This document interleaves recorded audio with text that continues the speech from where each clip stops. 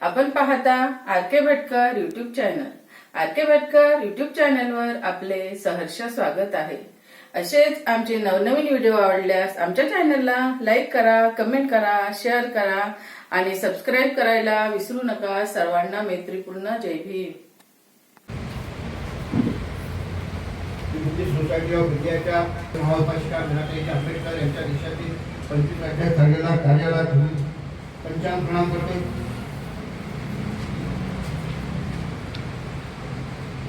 Buddhist society of इंडियाचे राष्ट्रीय कार्याध्यक्ष तथा समता संघटनेचे राष्ट्रीय अध्यक्ष आदरणीय डॉक्टर भीमराव यशवंतराव आंबेडकर साहेब यांच्या देशातील धर्मकार्याला पंचांग प्रणाम करतो.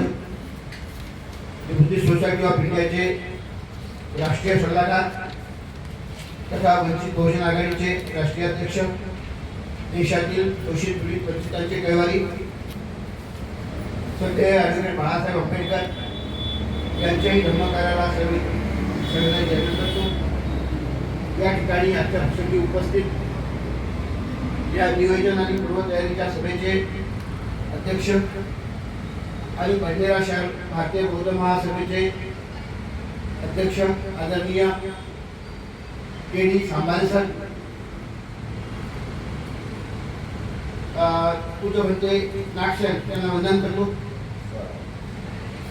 या ठिकाणी या नियोजित सभेला उपस्थित असलेले जिल्ह्याचे सरचिटणीस आदरणीय गणपतराव बिर्डे सर, जिल्ह्याचे उपाध्यक्ष आदरणीय पंजन साहेब, जिल्ह्याचे पर्यटन विभागाचे उपाध्यक्ष आदरणीय राजेश तोरपगार, महानगरचे अध्यक्षा महिला शाखेच्या आदरणीय कमलताई शेटे, जिल्हा कार्य सचिव आदरणीय राहुल शेंडे, जिल्हा सचिव संरक्षण जहाटे सर, भटकर सर, मधुराव खंडारे, त्यांचे सहकारी संगीताबाई साठा, त्यांचे सर्व साहेब. ते तुम्हाला माहित आहे, तुम्ही सर्वांनी मग तुम्ही केंद्राकडून राज्याकडून सतत सातत्यानं पाठपुरावा होत होता, सांगण्यात येत होतं, वारंवार तगादा होता की जिल्ह्यात सांगणाऱ्या शिबिराचं काय, केव्हा राहणार आहात, भारतीय बौद्ध महासभा सामनेत बौद्धाचे आचार्य केंद्रीय शिक्षण कसे निर्माण करेल. हा तगादा केंद्र आणि राज्य शाखेकडून सातत्यानं होत होता.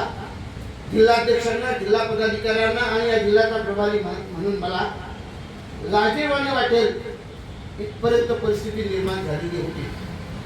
अशा स्थितीत नांदगाव, खंडेश्वर आणि बडनेरा शहराने यावरती गांभीर्याने विचार केला, वारंवार संवाद केला, चर्चा केली, बैठक केली, खलबत झाली आणि शेवटी अंतिम रूप म्हणून तुम्ही पत्र दिलं आणि सांगितलं की 18 मे 2026 ते 27 मे 2026 या 10 दिवसाच्या कालावधीत 10 दिवसीय बौद्धाचार्य सामने शिबिराची मागणी आपण केलेली आहे. जिल्ह्याकडे ती आली, जिल्ह्याने राज्याकडे पाठवली, म्हणजे माझ्याकडे पाठवली आणि जिल्ह्याने राज्याकडे पाठवल्यानंतर मी केंद्राकडे देखील पाठवलेली आहे. त्याचबरोबर समता सैनिक दल, अलंकार पार्क आणि नांदगाव खंडेश्वर तालुक्यात ताब्याला 16 आणि 17 मागणी आपण केलेली आहे. ती मागणी देखील वर पाठवलेली आहे. आज ती मागणी पाठवल्यानंतर बोराळे साहेबांशी बोललो, बोराळे साहेबांनी फोन उचलला नाही. मग अर्धा तासांनी बोराळे साहेबांचा फोन आला आणि सांगितलं साहेब अशा प्रकारची मागणी पाठवलेली आहे, पूर्वची मागणी अंमलबजावणी केली, त्याचा आनंद झाला. ते म्हणाले तोरपगार साहेब आपलं अभिनंदन, जिल्ह्याचं अभिनंदन. आणि आजची जर आज सभा असं मी त्यांना सांगितलं, सभेत सांगा की राज्याचे अध्यक्ष बोराळे साहेबांनी जिल्ह्याचं, बडनेरा शहराचं, तालुक्याचं अभिनंदन केलेलं आहे, शुभेच्छा दिलेल्या आहे.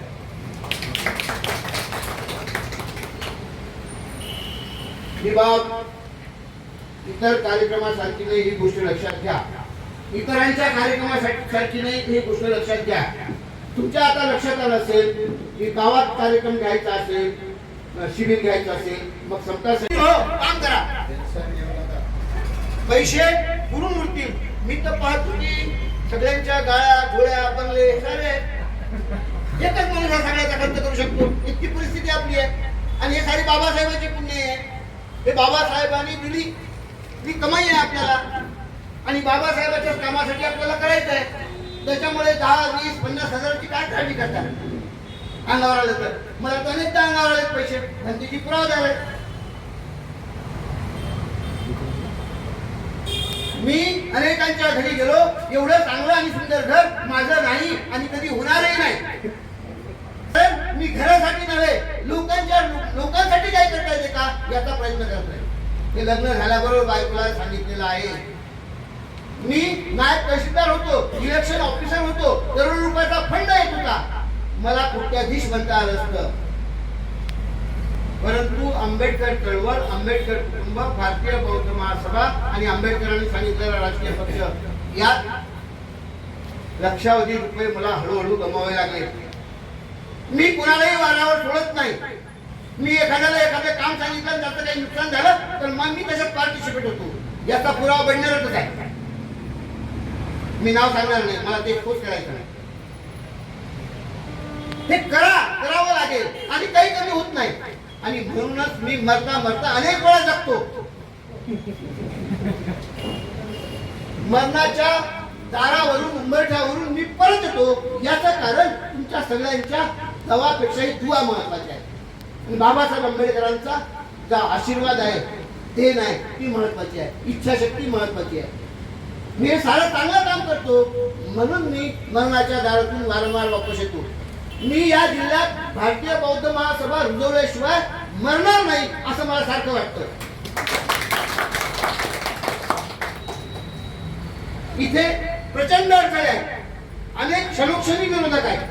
खरं सांगू का तुम्हाला, भारतीय बौद्ध महासभेच्या सामनेर शिबिराला भंतेजींनी प्रवचन दिल्यानंतर भंतेजींचं फारसं काम नाही.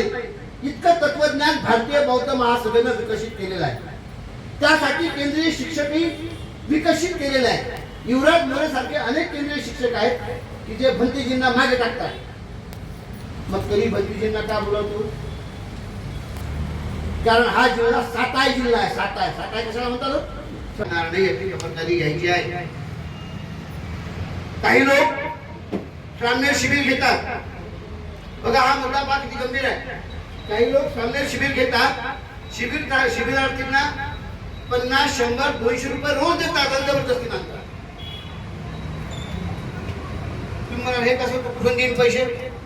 त्या सामने शिबिराच्या भरवशावर तो इतर लोकांना लुटतो आणि त्यात काही वाटतो.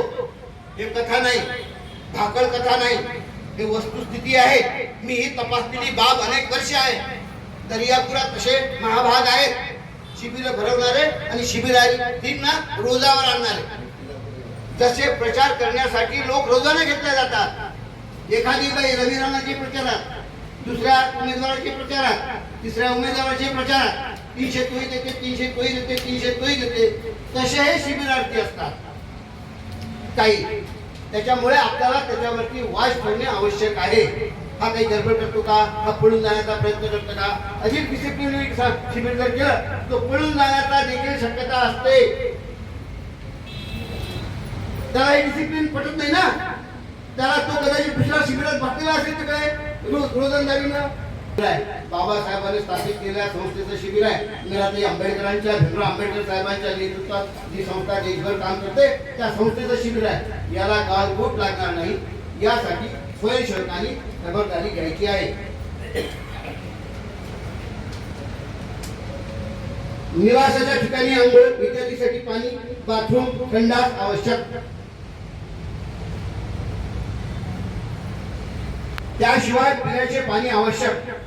व्यवस्थेसाठी तरुण पदाधिकारी. आणि आणखी पुढे सांगतो, हा कार्यक्रम बंडेरा आणि नांदगावचा जरी असला तरी आता पुढे हा कार्यक्रम केवळ नांदगाव आणि बंडेराचा राहणार नाही.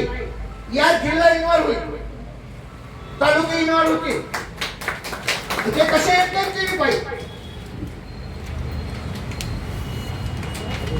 त्याच्यामुळे काळजी करू नका. कठीण काम समजू नका, फक्त निष्ठेने काम करा, यश तुमच्या पाठीशी आहे आणि त्यातून तुम्ही मोठे होणार आहात. मग गोपनारायण काय जोरदार कार्यक्रम, काय आयोजन होतं असं म्हणणार आहे. गोपनारायण ना तुम्ही